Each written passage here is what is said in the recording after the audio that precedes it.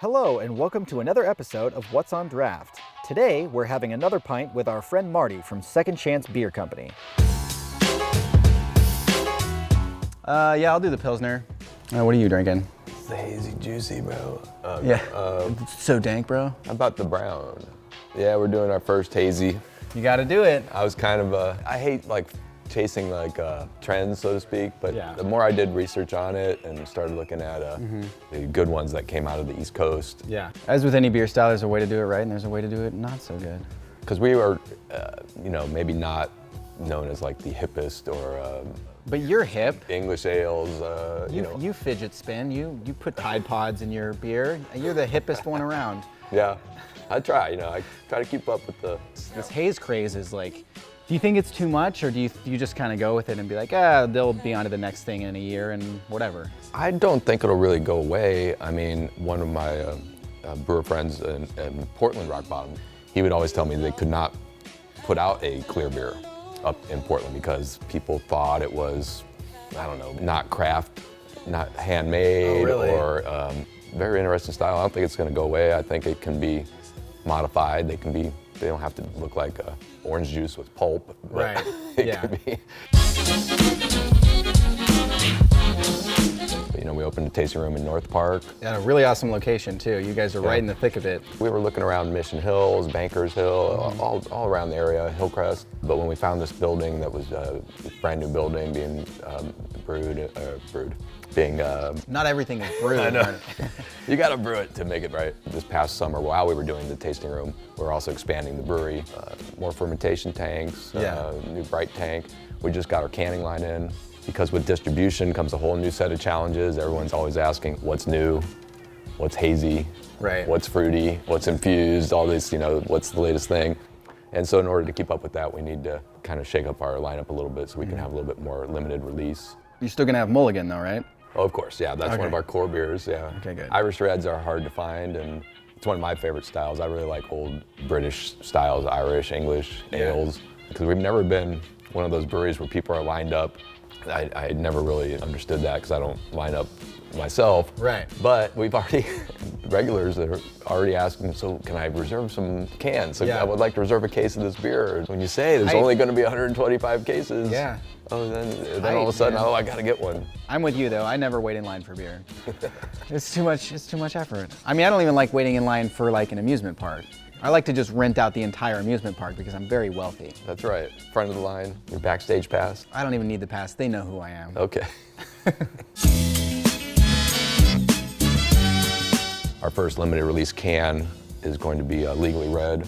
We're fortunate enough to win at the Great American Beer Festival with American Red. That's right. I was there when you won that beer. And then you won for Tabula Rasa as well for the second year in a row, right? Yeah, winning gold. Very proud of that. Legally Red, Second Chance Beer Company, San Diego, California. And the gold medal goes to Tabula Rasa Toasted Porter, Second Chance Beer Company, San Diego, California. Do you not feel like that's something you can hang your hat on and be like, all right, I won a JBF medal, I'm a good brewer? Yeah, no, I think I'm a good brewer. Sometimes I get comments back, and one judge is talking about hits the mark on IBUs and color and flavor, Sure. And the other is, it's like, oh, this is really bad scoring. It just makes you wonder, are they tasting the same beer? Like, how can you be so yeah, I just go in with no expectations. Very little expectations. Yeah. I mean, you're hopeful, and then when it does happen, it's a nice big surprise, big relief. And it's like, before Second Chance, it won 2 golds and a silver, so that beer's won 5 times now.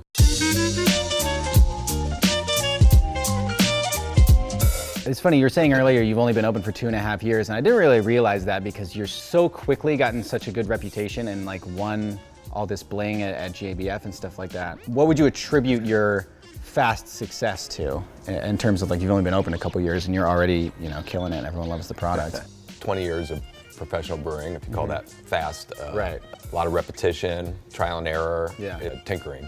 Yeah. So I'm always tinkering because otherwise, if you say you're just never satisfied, you feel like you're never. It sounds negative. You're never happy. Yeah, it's more negative. Whereas tinkering is always like, yeah, that's good, but we can tinker with this and make it better. I really like Tabula Rasa. It's definitely one of my favorite beers. I hope you brought me some. There might be a can in there. Yeah. Let's see what we got. Yeah. What'd you bring? What'd you bring me? One of the reasons I love doing the show is not only is it an excuse to hang out with my friends, Oh, there's one. but I get free beer all the time. I don't think we can open it in here legally, but It's a private event, I think. that's true.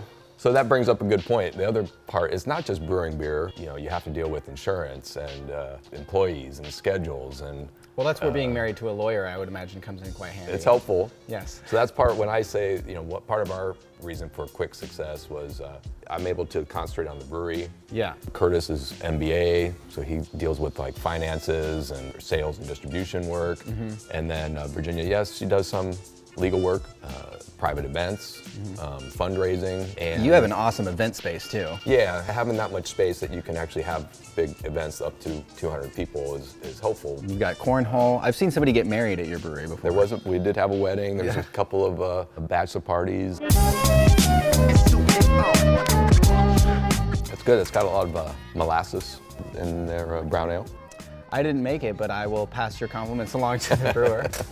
I like it as well. I like the Pilsner and I'm like you, I like styles like that. I like kind of more traditional styles. Interesting ingredients used in beer. I was noticing their display on the wall. I like that a lot. Yeah. I like it because like I think it encourages people not to look at their phones when they're at a pub, Oh. which is nice. Yeah, right. What does the word ebullition mean? There we go. See the stage of boiling wort and hops together. How has that not been taken is my first question. Was it just the state of boiling, right? Yeah. We took a little liberty. I mean, there's 6,000 breweries, so it's just surprising that no one else snatched it up, you know what I mean? Yeah.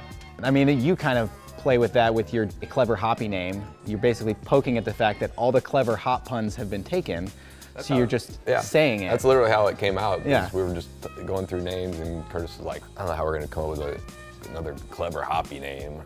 Right. And then the next day he's like, yeah, that's it. Okay, yeah, that sounds good. Yeah, it's great. Even Second Chance, like everyone knows, people constantly are asking, why, and I think they're looking for like some dirt, like after I got out of prison. Some salacious thing, Yeah. I moved on, I changed my name, got plastic surgery. After the kangaroo sex scandal of '98, I had to change my identity. And now I have a second chance at life, and that's why we named the brewery. No, that's not why.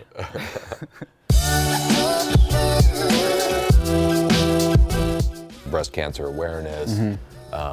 There's a Second Chance dog rescue that we do a lot with. Say no more, I love puppies. There's the horses. Speaking of charity, Yes. we've raised a lot of money for an organization called Partners in Health with a project we've done called the Sexy Brewers Calendar. Are you willing to bear it all to save the African children? We have a couple candidates, Jacob, Ben, Craig, they would all probably do something. Yeah, I'll jump in the match down, come on. There we go. It'll be tasteful, is what I'm saying. I'm gonna take that as a hard yes. I mean, that's what the show's all about. I wanna get beer with my friends and I wanna see my friends naked. What's so weird about that? It's just part of the job. Well, It's for the kids. choose your friends wisely then. Yeah.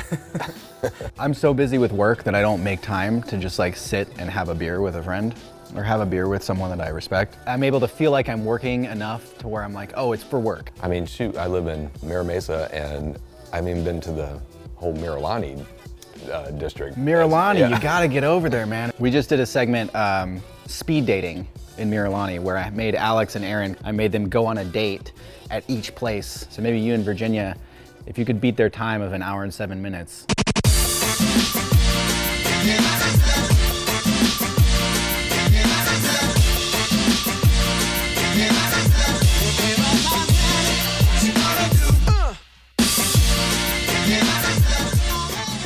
There's a distillery up there now, next to the sake place. What's that one called?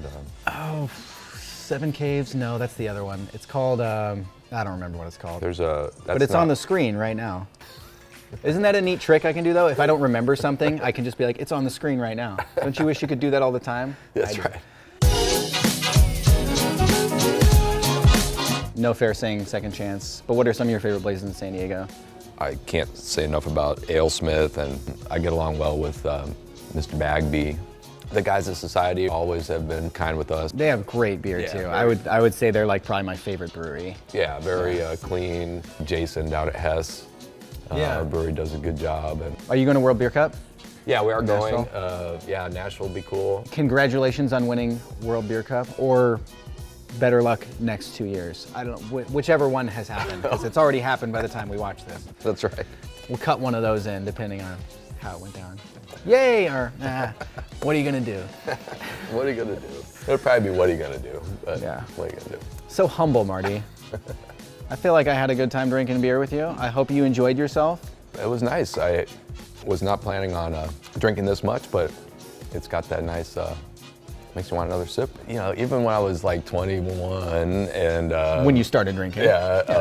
With the whole beer bong and stuff, I just never understood. I was like, I get drunk enough just drinking. I would never do anything like that.